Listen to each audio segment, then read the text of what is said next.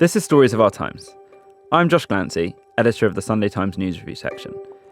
And this episode will sound just a little bit different to usual. The events of October 7th were in many ways the worst Jewish nightmare realised. What we saw happen in southern Israel, this state that was built out of the ashes of the Holocaust, whose very reason for being is to protect Jewish lives, to allow them to flourish in safety, had its armour pierced. And death and savagery came for 1,300 Israelis. For British Jews, these are our family, our friends, and our people. And it triggered something quite deep in all of us. The young dancers massacred at a rave. I've been to those raves in the Negev desert. The kibbutz dwellers, peacefully going about their business, slaughtered in whole families. It felt like not an echo of the mechanised slaughter of the Nazis, but actually the pogroms of the 19th century, when Cossack horsemen would rampage barbarically through Jewish villages in the Pale of Settlement across Russia. It was chilling, it was terrifying, and I don't think any Jew I know will forget where they were when they first heard the news. And then there was the fear of what comes next. Of course Israel would retaliate. What would that look like? And how many more civilians would die because of it? And how would that play out on our streets and around the world? As British Jews, we sit in this awkward position, related to and affected by a country that is not ours, where we do not vote or shape its politics. Yet however we feel about Israel, and I assure you that at any one moment, there are a wide range of emotions towards the country, in my own head, never mind across the Jewish community, we are tied to it by bonds of blood and history. Around half the world's Jews now live in Israel, and we cannot ignore its fate. So I want to emphasise that we at the Times, the Sunday Times, Stories of Our Times, will be covering this story in lots of different ways. And many people in Israel and Gaza are experiencing far greater tribulation than myself or my guest Gabriel Pogrund are right now, speaking to you from the comfort of the News UK offices. But it is an anxious predicament that we find ourselves in, and one that I hope it will be valuable to explore in a little more depth. Gabriel, welcome. I thought I might introduce you as my former intern. Very happy for you to do that. Very happy for you to do that. Briefly. Still editing my copy. Yeah. It's great to have you here. I should probably emphasise that this is very much a personal conversation between me and Gabriel. This isn't the classic Stories of Our Times podcast. It's really our perspective on what's happened as Jews. There are many, many other perspectives, both within the community, outside of the community. There's many more important aspects of this conflict, frankly. But we are here to talk about this experience that we have, and hopefully that will shed some light on the British Jewish community and its relationship to Israel, which I do think is important. You are an investigative reporter, Whitehall editor is I think your official title at the Sunday Times. And you were very briefly, I think about 8 years ago, came in as work experience when I was on News Review first, and I quickly realised that you didn't need mentoring. In fact, you soon outstripped me and everyone else and became the reporter you are today. But the piece you did last week was probably a departure from your day-to-day sort of muckraking through the corruption of Westminster and beyond. It was something quite different. You responded to the events of October 7th by looking at the spike in anti-Semitism in Britain, but also how British Jews were feeling about what was going on. So we're going to talk about all of that. But why don't we start off? I said I'll always remember where I was where I heard the news. Where were you on October 7th in the morning? You know, I think I was in the midst of this weird fortnight in the life of any political journalist, which was in between the Tory party conference and Labour conference. Right. So I was temporarily in London. So it starts on Saturday morning and we sort of woke up to that. Yeah, I've been such a blur, it's actually hard to pinpoint exactly where I was when I realised it was happening. And also kind of, defining the it as its own kind of sort of unfolding, mounting horror, wasn't it? It was so unfolding and so mounting. And then, I got dragooned up to Liverpool, where I spent a very surreal day inhabiting one event, but very much living through another. So you were at Labour Party conference, but your head was in Twitter and therefore in southern Israel. Absolutely. I mean, I think I don't think I've spoken to a single Jew who hasn't had a similar kind of bifurcation over the last few days in terms of just one's immediate circumstances seeming so redundant and irrelevant. And I mean, part of the beauty of being a print reporter at a paper like the Sunday Times is at a conference we get to sit down with the cabinet and shadow cabinet. There's a lot of speed dating with, you sit down with a Kit Kat and a cappuccino and get to chew the fat with various interesting and important people. And I think I was just spent the whole of that, otherwise amazing opportunity just thinking, what am I doing here? Yeah. What is the point of anything I'm doing at this moment in time? Yeah, because I was flying back from New York, and I was going straight from the airport to Cheltenham Literary Festival. I had a very dear friend, an Israeli friend, an author, who was supposed to be coming to do a talk at Cheltenham, and I just woke up. My phone had completely filled with messages from all over, but she just messaged me and said, I think our Negroni is going to have to wait. Why does an event like this happening in Israel affect British Jews so deeply? I mean, I mentioned in the opening, and I think you mentioned in your very good piece about it, that it did trigger some quite deep memories, almost sort of buried trauma. I don't think it's an exaggeration to say, but why did it affect you, and why does it affect so many other people so deeply?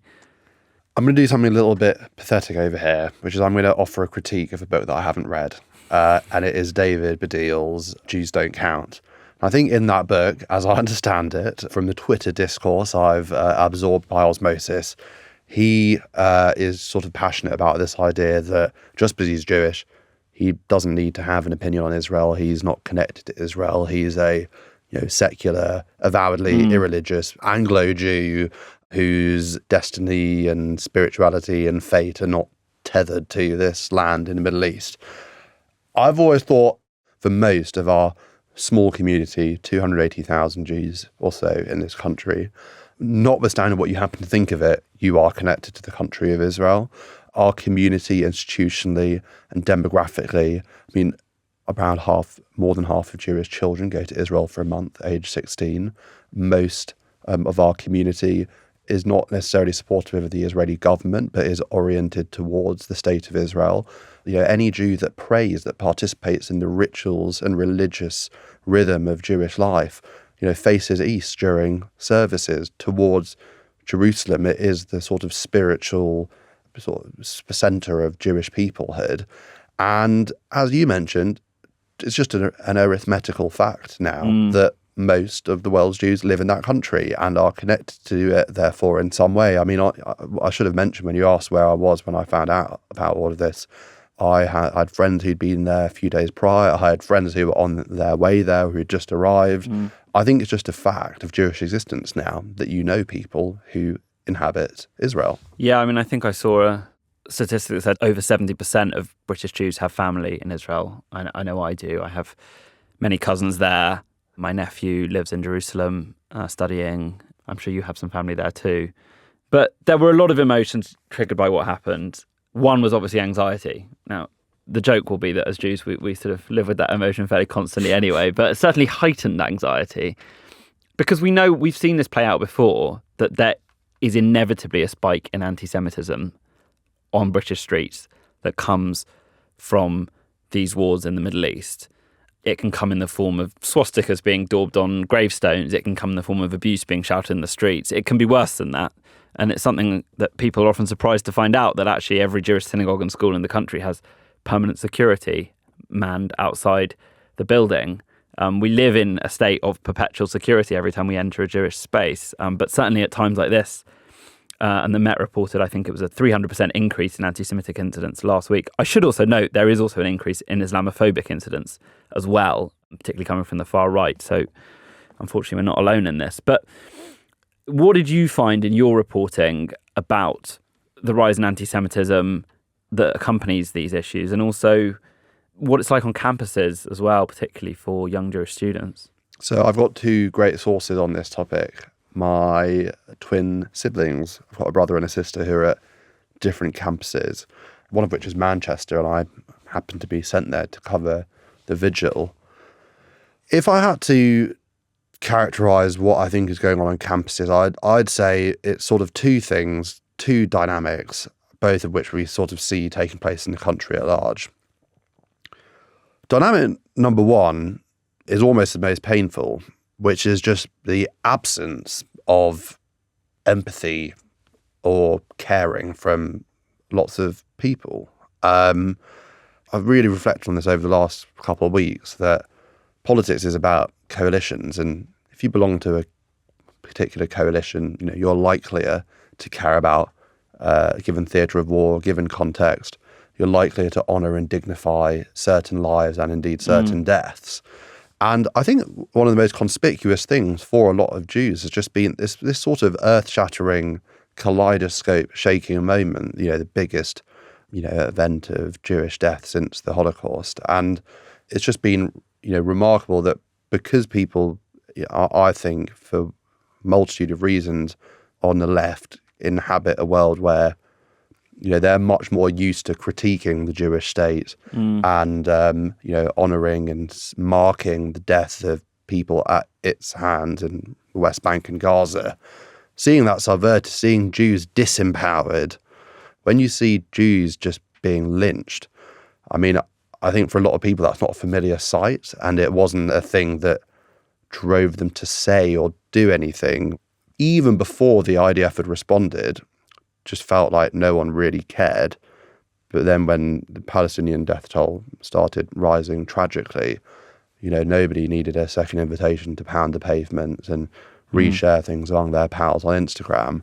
So I think it was the silence on one hand. And then I think the other thing was just this sense among a lot of people that their friends in halls and on campus and the people attending some of these demos, they basically semi-unapologetically think that a lot of the Jews who were murdered deserved it. Had it coming. Yeah, they basically, they had it coming. So it's sort of, I don't know what's worse, not being moved to say anything. I'm not sure whether that's worse or whether it's actually worse that some people seem to think that Jews deserve it, but there's been a combination of the above. Yeah, I both, I thought it was ludicrous, the idea that people who support the Palestinian cause wouldn't be able to come out and wave their flags as Gaza's being bombed. Of course they should. Of course you expect the sort of humanitarian pro-Palestinian position. You may actually share it in some cases. I think both of us probably do at times.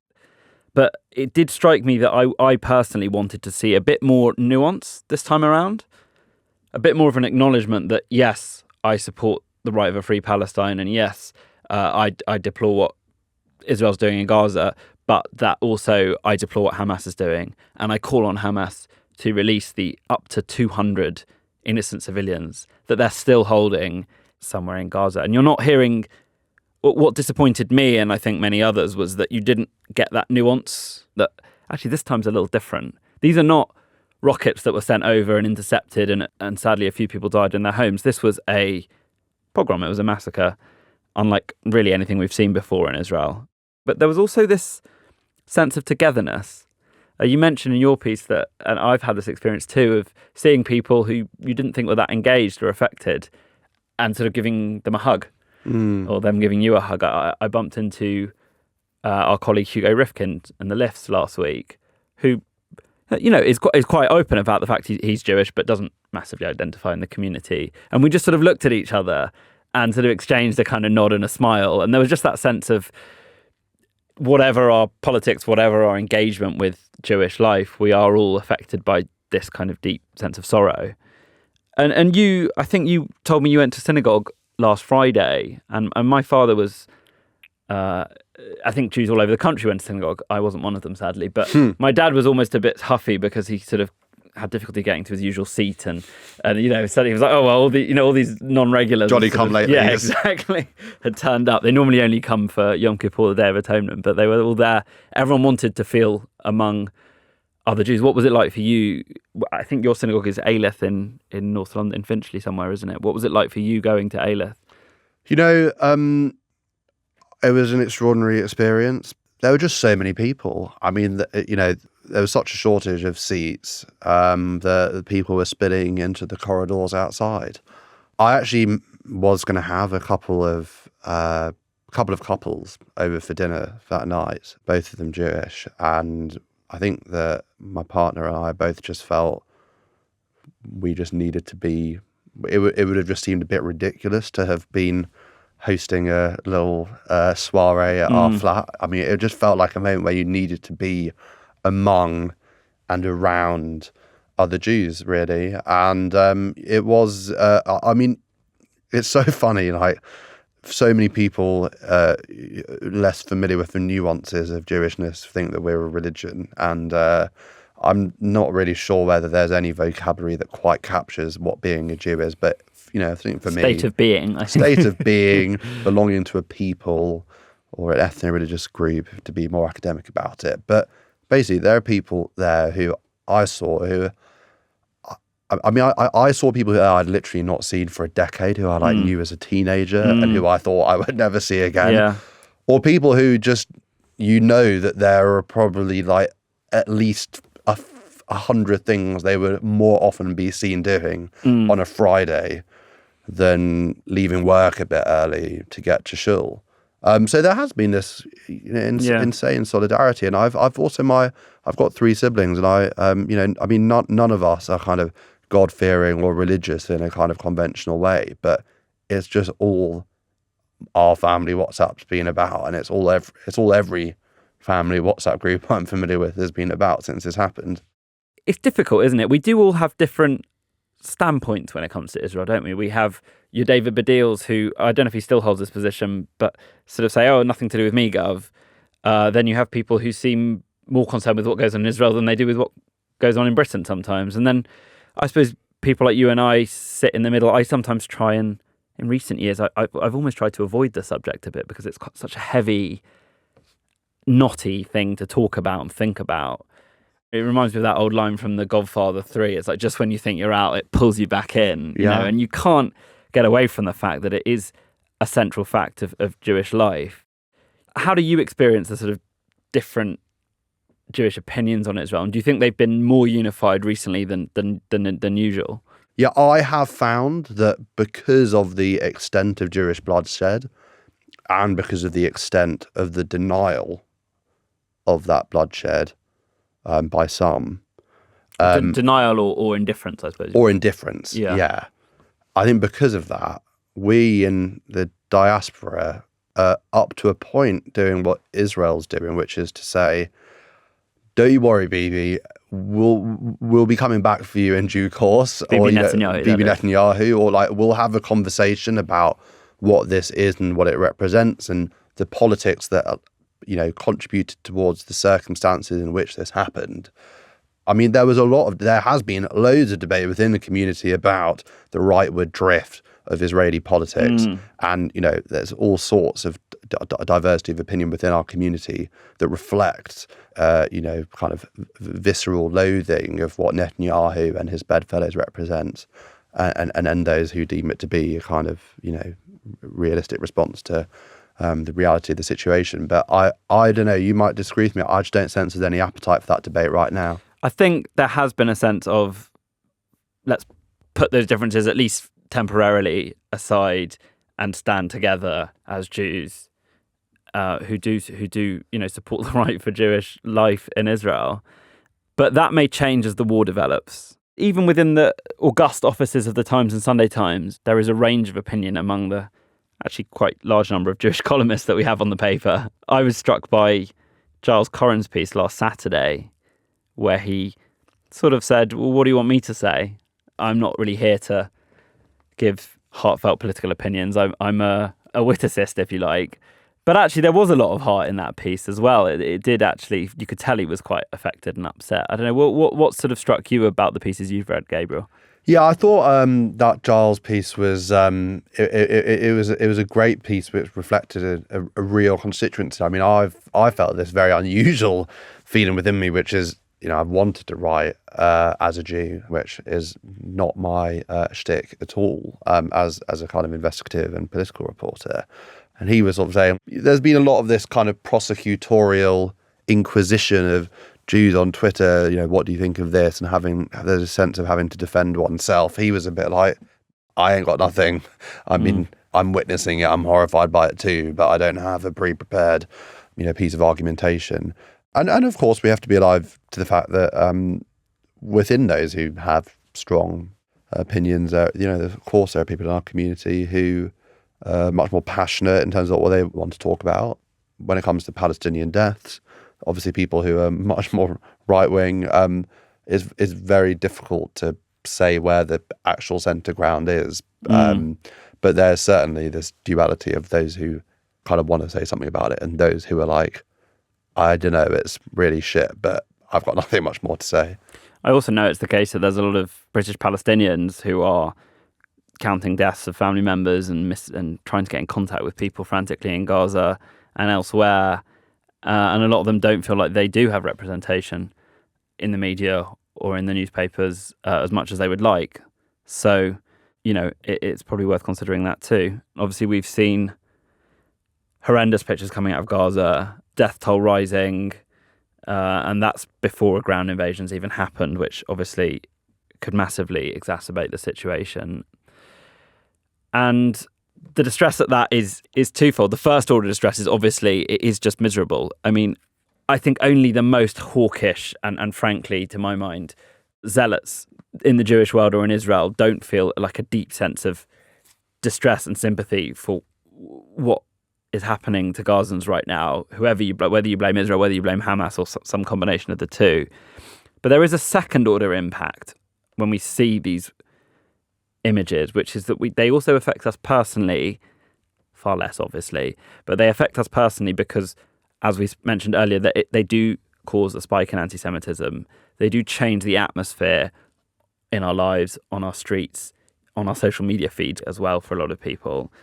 And I think, I must say, in the last week or so, the reporting particularly, and we'll get into this a little bit more, the reporting of the hospital bombing fire on Tuesday night, the reporting, I think, actually, I sound a bit hyperbolic here, I think it endangered Jewish lives, how irresponsibly that was reported. And I'll explain why. So, we talked about this a little bit. There are two stories, and I'd like to sort of bookend the discussion with the two of them. One was about babies in Kfar Aza, Jewish babies who were murdered, at least one of whom, it appears, was beheaded. And these were reports coming out. They were sort of so barbaric, people almost couldn't believe them. But they were credible reports coming out from this massacre last week about this. And the standard that the international media set to prove whether it's true or not was high, as it should be. You do not throw accusations of baby beheadings around lightly. And it ended up with Israel releasing a picture, which unfortunately I've seen, and I think actually the Telegraph even put on its page 3, didn't it? Page 3, yeah. Of that. They put a picture out, and the international media accepted, okay, this happened. We don't know absolutely every detail about what happened, but we can see that it happened. And then you have this incident at the hospital on Tuesday night. Now, I want to be very clear. The exact facts of what happened have not been determined, may never fully be determined. But there is an explosion and a fire at a hospital in Gaza, a Baptist hospital. Hamas released information saying 500 civilians have died. It was an Israeli strike. This is then reported across the media, like Palestinian officials told us that this happened and we reported what they told us. Now, news organizations often report what government officials have been telling them. What I would say in this situation is the Palestinian officials they're talking about are Hamas. Hamas. Which is a prescribed terrorist organization in this country and was guilty of this massacre on October 7th. Within an hour or two, we had a pretty vehement Israeli denial, which has only grown in vehemence. Now, of course, you would assume that a big bomb goes off in Gaza, that the people who were bombing it, Israel, were responsible. But actually, the story looks a lot more nuanced than that. So calmer, cooler reporting, less Twitter-inflected reporting, I think, would have reflected that reality and taken a bit longer to do. We don't know what's happened, obviously, for 100%. But how did you experience that and what I just described? I think, for a liberal Jew of my variety, the idea that Britain is not a benign place in which to be a Jew is, I've always thought, frankly, insulting and ridiculous. Thanks to social media, we can now record the errant comment and then it becomes this cause celeb in our community. Now, I've always been one to say, I think that's basically a bit silly. But in this instance, I have been compelled by, the critique of the media organisations who needed a lot of proof for the maiming and murder of Jewish babies, but they needed no evidence to repeat what they described as Palestinian officials' characterization as to what had happened. Yeah, and we do. I mean, it is the media criticism. It's not just inside baseball and something for journalists. It does affect how we all experience it. But I probably just want to end on a slightly more positive note, because I've written this piece before more than once. But I do agree with your point that Britain has been and remains a very benign place for Jews to live. If you look at it historically, it's probably one of the most benign. And I still feel that. And, here we are sitting in the Times offices, both sort of Sunday Times journalists, given the platform to discuss this. And so I do feel very privileged to be a Jew in Britain today. But as I think our great community laureate, Howard Jacobson, once said to me, I hear the dinning, I hear the noise. You can sort of feel the walls are a little closer, if you like. I'm saying that because I'm in quite a small studio, but you hear the dinning, and I think that's probably what's happening at the moment. Will you be going to synagogue again this Friday? Oh, Josh, I mean, you're putting me on the spot now. 2 weeks on the trot, if that feels a bit excessive. Will I go? You know what? I don't know that I will. I don't have any poetic reflection to offer as addendum to that, but it felt important in the moment. Well, I didn't go last week, and I think even I might show up this week, partly to cheer my father up and make sure he gets his seat, but also because, there is that desire to be together. It's been great to be together and have this conversation. I think, sadly, there will be many more conversations of this ilk. The war continues, the deaths mount, and on it goes. But it's been great to have you here, Gabriel. Yeah, thank you. And let's talk again soon.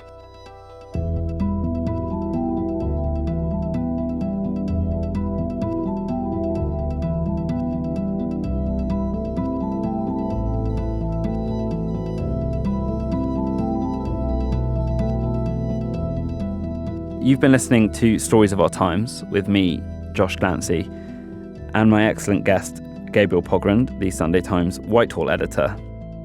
The producer was James Shield.